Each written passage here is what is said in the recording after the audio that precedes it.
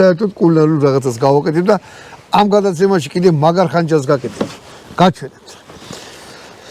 აი ესეთი თევზი გვაქვს. ხო, ვინც არის ის გულჩალაღიძე ვინ არის? უბრალოდ დაგუგლეთ რა.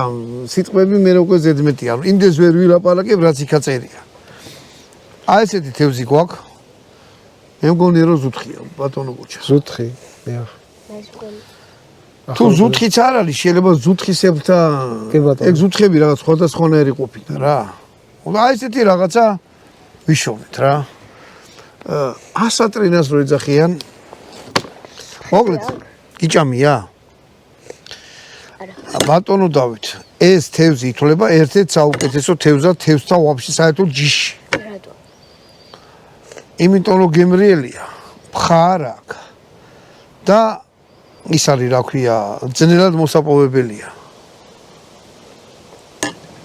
ვოლგაში, მდინარე ვოლგაში, კასპიის ზღვაში რო ჩაედინება, კასპიის ზღვაშიც არის ესა, მდინარე ზუთხით.